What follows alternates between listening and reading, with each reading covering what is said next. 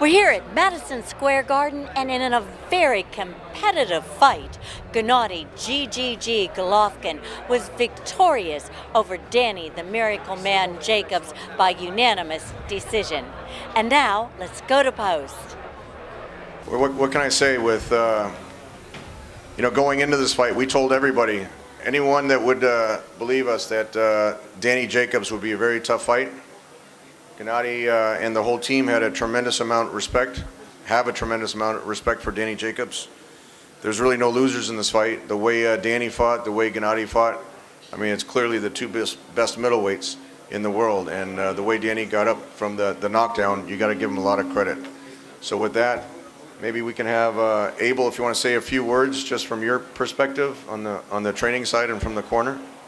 Yeah, thank you very much, first of all, for coming out. I guess we had another full house. We expected a tough fight like we got. Danny was a little more resilient than really I thought he was going to be, but I think we had a great card all the way up and down. Chocolatito's fight before us was great. Gennady fought the kind of fight that I wanted him to. And Danny one day, very soon, will be champion because he deserves to be champion. And we can open it up to questions for Gennady, for Abel, or myself on the promotion. Bernie, if you want to take the questions. For Gennady, what kind of effect did his hand speed have on you? Because normally you stay in front of a guy with your power punches a little bit more than you did tonight. Was his hand speed a problem? No, I don't have a lot of problem. Just speed is good, distance is good. Daniel, he's very good moving today, and very clean fight. I respect him. Just I'm knocking down. Daniel respect. He don't lose control. Every time control 12 rounds. It's very good. Just I need a 12 round too. It's very good fight for me. Very good experience. Gennady, can you talk about Gennady, congratulations on the victory.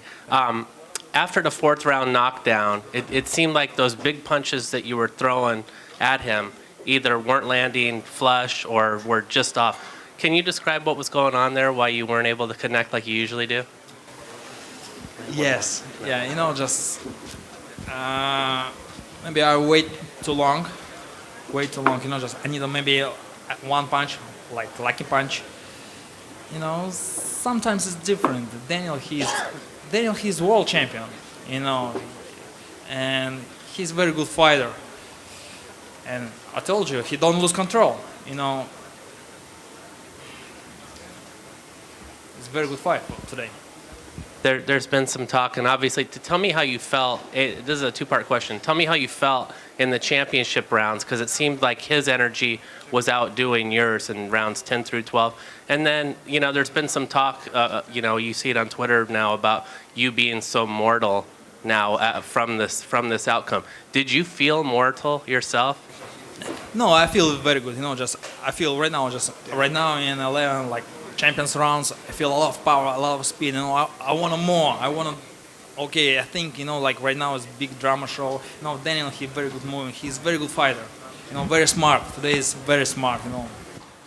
Lance, we hope that the other fighters and promoters feel that Gennady is not as dangerous now, so maybe they'll actually sign the contract instead of just talking about fighting him.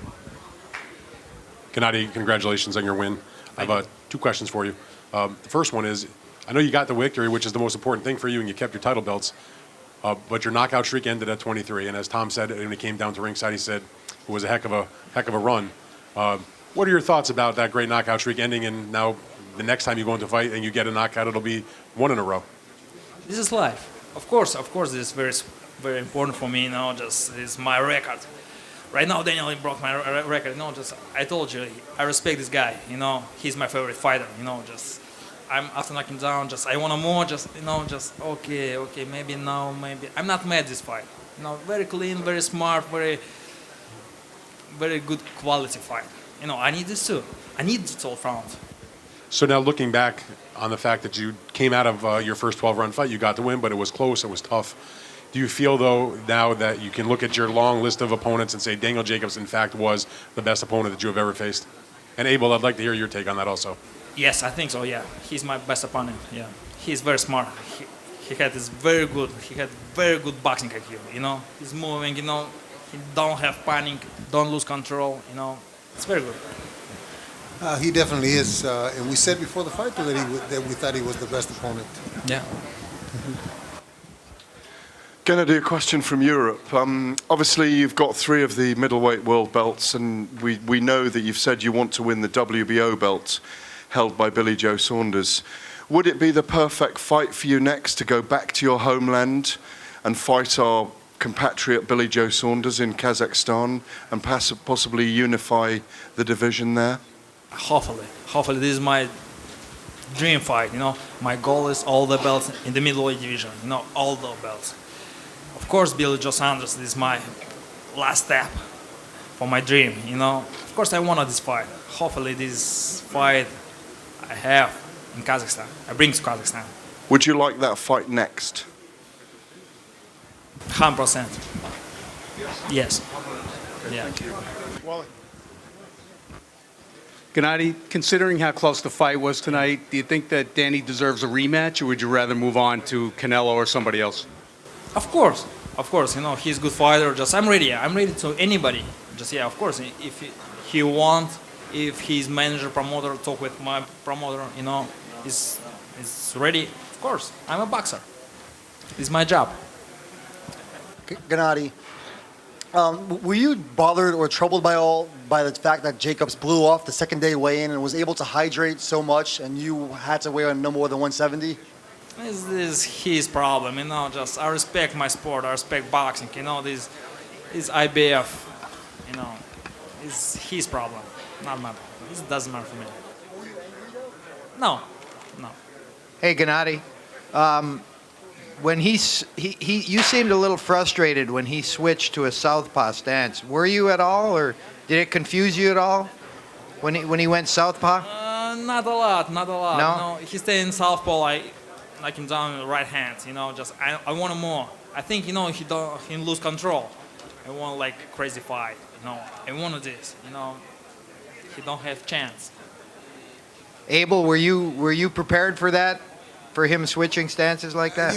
We had John Jackson and Julius Jackson in camp who also switch, and David Benavidez does it often, so we had him at times do that, but I think that's I actually thought that's when Gennady was a little more effective, when he switched to southpaw. Abel, right in front of you. Did you feel the fact that Danny made an adjustment because he won most of the second half of the fight? Was there anything he did that changed the momentum in his direction? I think the fact that he believed in himself so much and was prepared for this kind of battle. And we said from the beginning, Danny's a very, very good fighter. He's the best fighter that we've faced so far. And his size may have had a little to do with that. His girth, I should say, his weight. But that's how these fights at this elite level should be. Somebody needs to adjust and somebody needs to win the rounds where the other guy can't make the adjustments. And Gennady, for you, Yes. the 12th round, when you went out for the 12th, did you feel like the fight was in the balance when you went out there and that you needed to win the 12th? No, I think I win. I have a couple points, bonus like champions, like knock him down. I feel very comfortable, and seriously, I respect Daniel. He's a good fighter. I'm not angry. I'm not this fight like animal. Just a smart fight. I need this.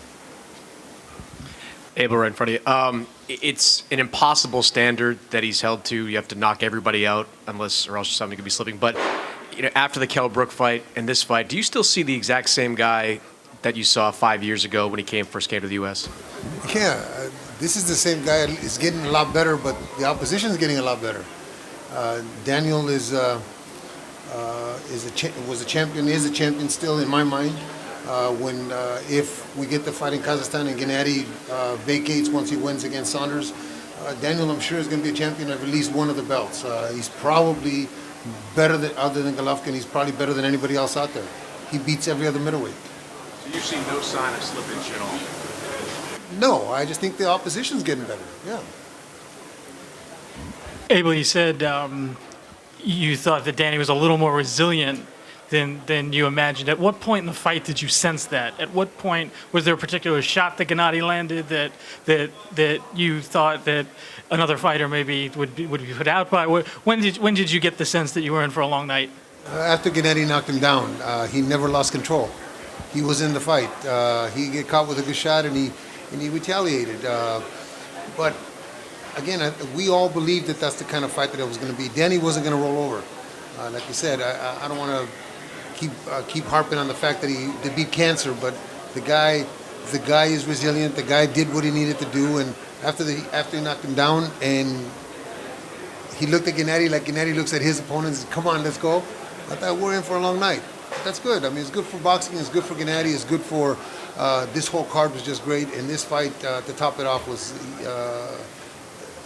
I think we gave the fans what they came to see. It's a good experience.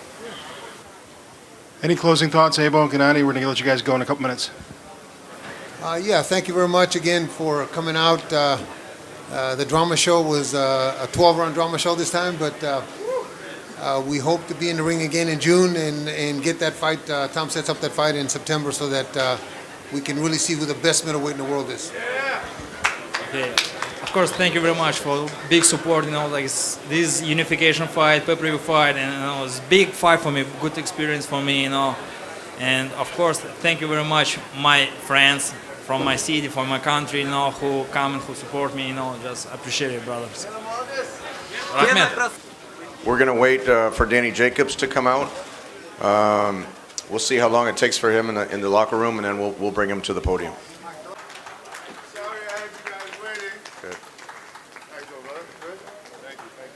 There he is, Danny Jacobs. I'm going to turn it over. Is Keith coming? If Keith wants to come up. Oh, there, Keith, yeah. What can I say? As you heard from Gennady, I mean, both of these guys fought their heart out at such a high level, world-class fight.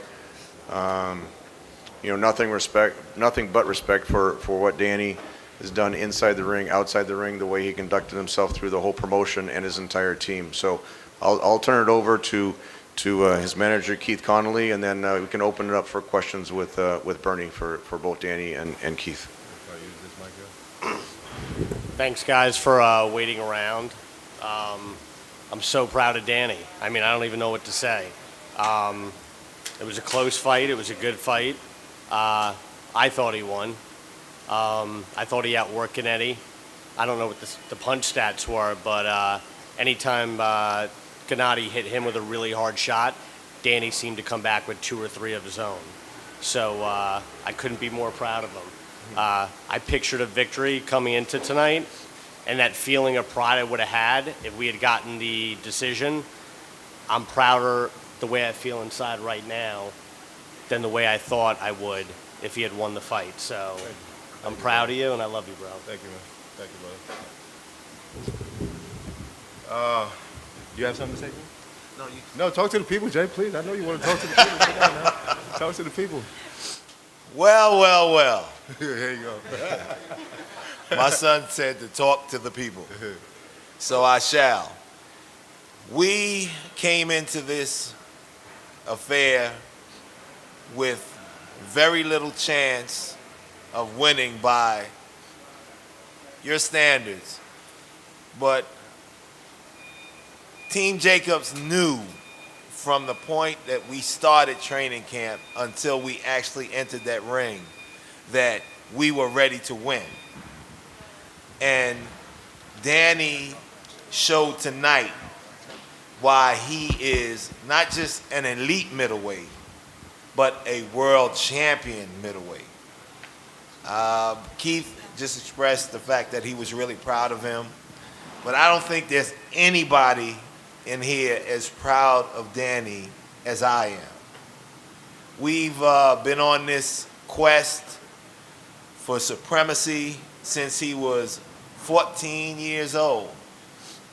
And I've watched him grow into a strong, intelligent, charismatic man and a fantastic fighter.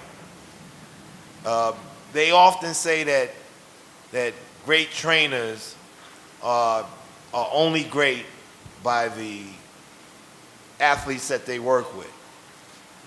Tonight, my son made me great. I love you.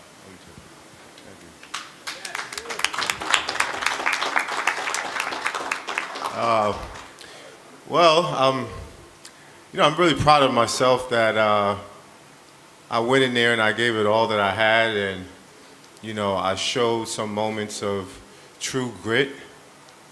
And the fight didn't go in my favor, although I do really felt like I won that fight.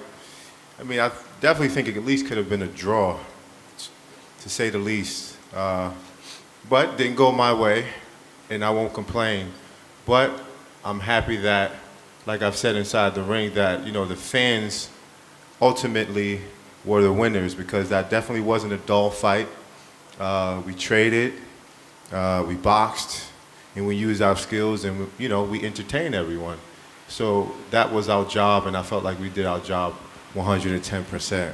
I'm grateful for this opportunity, and I know that with the performance that I had now, that it's not over for me, that the future is that much brighter, and we're going to continue to keep pushing. So thank you guys for all the support leading up to the fight, all the media coverage that we've had.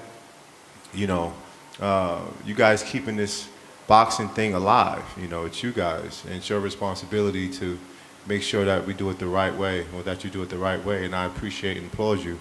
But boxing is boxing, and anything can happen, and I definitely think I shocked a lot of people tonight, because going in, I was definitely the underdog, and I had no chance. So I proved who I am, and I proved what I can do. What all I can do is look forward to the future. So thank you guys very much, and I guess we can start taking some questions, and we're going to do the hand thing.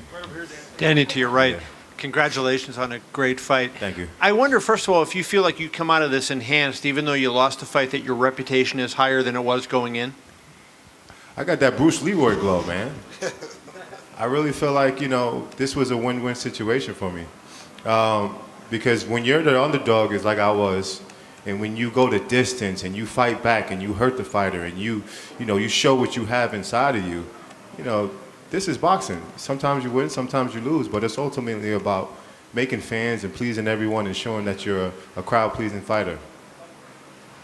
And then the second thing I wanted to ask you is, you see sometimes guys, they won't take fights unless all the terms are in their favor, and you took a fight that necessarily the terms weren't in your favor. And so do you feel like if more guys would do that, that the sport itself would be better, and that the boxing would be in a better place than it is currently? Yeah, absolutely. I think boxing has turned out to be more of a business, because it's more lucrative than it's ever been before. So certain popular fighters kind of take advantage of that. But I understand that I was in a position where I had to earn my respect, and I had to, go up there and face the best, even if the terms wasn't really in my favor. I'm happy with the negotiations and how things went for me. And like I said, I just go back to the drawing boards and see if we can get the rematch or see if we move forward. But, I definitely think this was a win-win situation for me. Danny, I'm sure there was a part of you that wondered coming in what Golovkin's power would feel like and how you would react to it. After going through 12 rounds, what did it feel like, and how do you feel you reacted to it? It wasn't what everybody made it out to be. I mean, it definitely wasn't this boogeyman knockout artist that everyone is saying. And even when I got dropped, they said I got pushed a little bit. I mean, I did get hit, but I would have to go back and see it. But I wanted to go trade with him right there, because it really didn't hurt me. I really didn't get hurt like I thought. If he landed one of those shots, it would be over, And I won't say he's the biggest middleweight, but he's a fair-sized middleweight. And I knew going into the fight that I would be the bigger man. And we outlanded him in punches. We threw more punches. We just overall, was successful with the game plan. He was a tough fighter. I knew he was going to come forward, but he showed respect. He didn't come forward disrespectfully like he did every other fighter, the 23 guys that he's knocked out. He showed respect, and my boxing ability demanded that respect, and also my power. So I'm happy, I'm proud. All I can do is not cry over bitter milk. What is it? Sour milk. Sour milk, sorry. Bitter, spill, no, whatever. Do you remember the first power shot you took that, it didn't work around when you, how you reacted to it? Man, I got hit with an overhand right in the back of my ear, And I don't know if I was down or what it was, but I just said, okay, this is what we're working with. Okay, it's not that bad. We can work. And as you've seen, I've showed times where I wanted to go toe-to-toe. And I was gritting at him, and I was, let's go. There's nothing that he did that stopped me from being confident, stopped me from my game plan. If anything, I just switched southpaw, and he's shown vulnerability there as well. I'm happy. I'm really happy with my performance. I want to go back and watch the tape to see, because I'm my biggest critic as well. So I'm really fair with if I lost, I lost. But in my heart, I really felt like I really didn't lose this fight.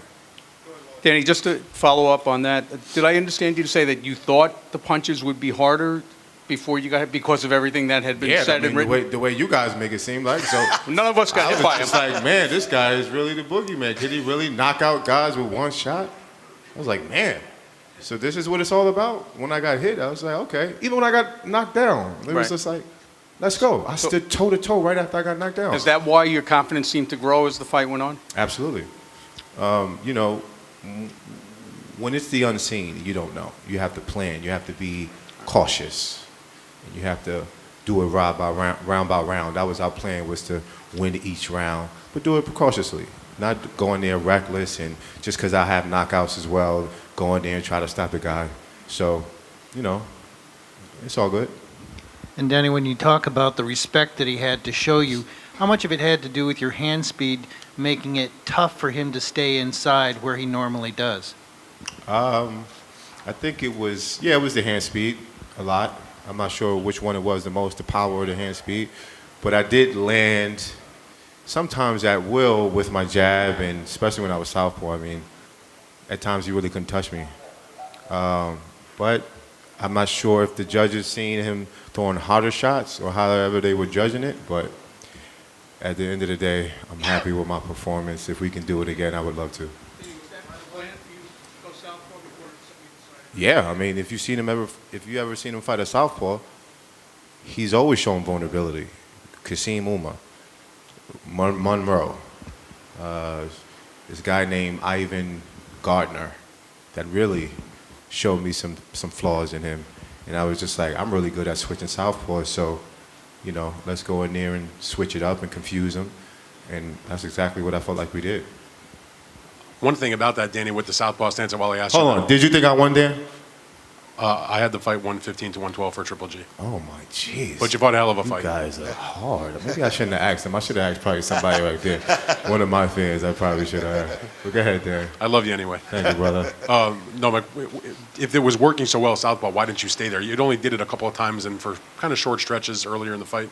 Did you think about staying there much longer because you said you saw the flaws?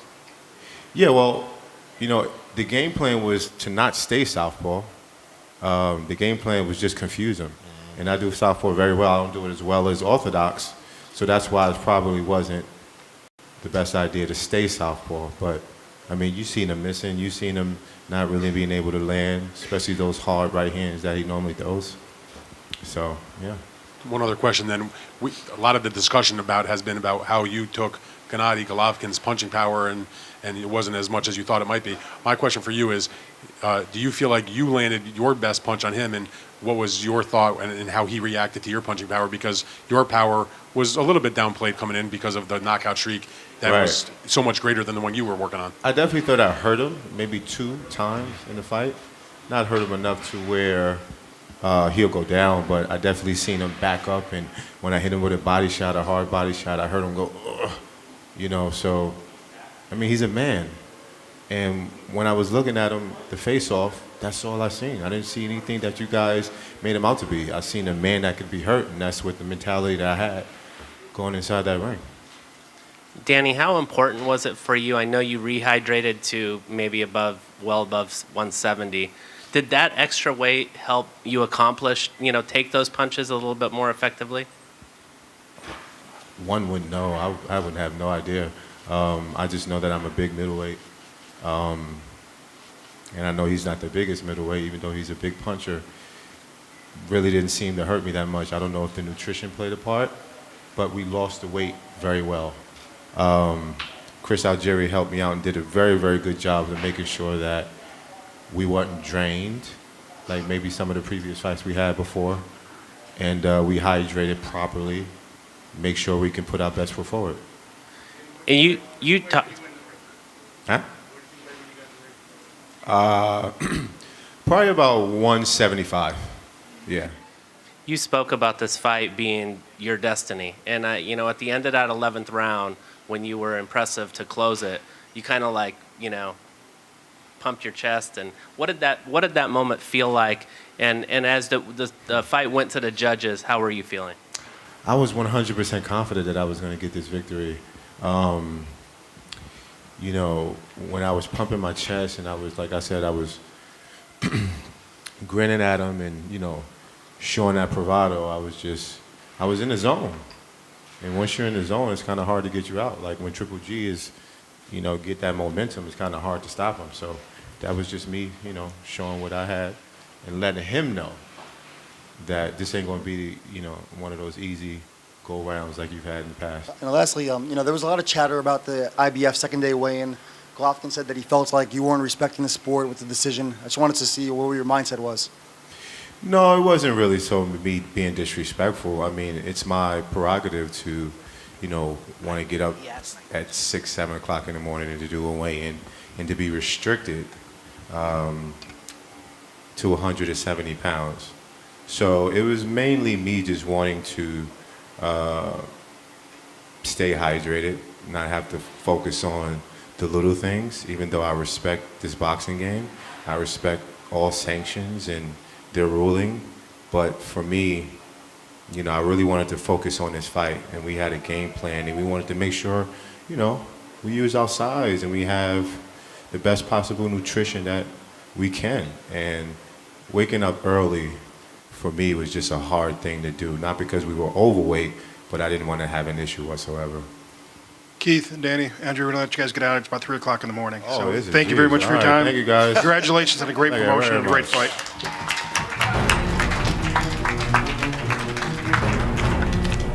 I'm Kristal Hart reporting from Madison Square Garden. Hope you've enjoyed the show. Thanks for watching, and we'll see you at the fights.